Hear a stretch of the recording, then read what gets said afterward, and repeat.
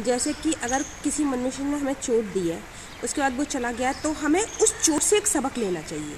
ऐसा नहीं है कि वो इंसान आए तो माफ़ नहीं करना चाहिए, माफ़ कर देना चाहिए, लेकिन उस चोट से हमें सबक लेनी चाहिए। तो हमें चोट इसलिए याद रखनी चाहिए कि वही मनुष्य या फिर कोई दूसरा व्यक्ति आकर अगर हमें उसी तरीके की कोई चोट देता है, तो हम पहले से वो लेसन सीखे हुए हैं, तो हमें तकलीफ़ नहीं होगी। जैसे कि बच्चा किसी ईंट से ठोकर खा जाए और बार बार उसी ईंट से ठोकर खाएगा, तो माता पिता उसको समझाएंगे कि देख, बार बार तू इसी चीज़ से तू ठोकर खा रहा है, कम से कम याद तो रख। बिल्कुल उसी तरीके से कोई चोट हमें एक बार लग जाए तो उस चोट का सबक हमेशा याद रखो, ताकि वो चोट जब दोबारा आपके पास आए, आपको दोबारा वही चोट मिले, तो आप पहले से सीखे हुए हो, तो आपको तकलीफ़ नहीं होगी।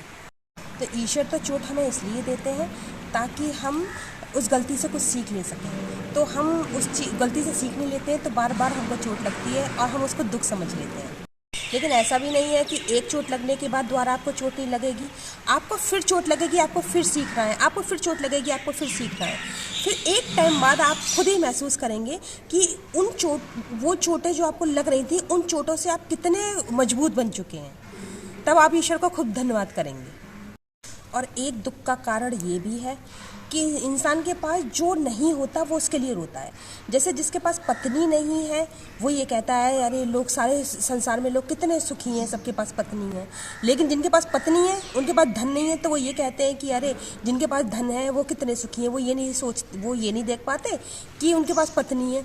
तो जिसके पास जो नहीं है वो उसके लिए रो रहा है, लेकिन जिसके पास जो चीज़ है उससे वो खुश नहीं है। जैसे कि एक गिलास में आधा पानी भरा है, अब ये हमारे ऊपर निर्भर करता है कि हम वो आधा गिलास भरा हुआ देखते हैं या फिर आधा गिलास खाली देखते हैं। जो खाली ऊपर का आधा गिलास खाली देख रहे हैं वो दुखी हैं, और जो नीचे का आधा गिलास भरा हुआ देख रहे हैं वो सुखी हैं। क्योंकि हमारे पास जो है, क्या पता हम उसके भी काबिल थे या नहीं।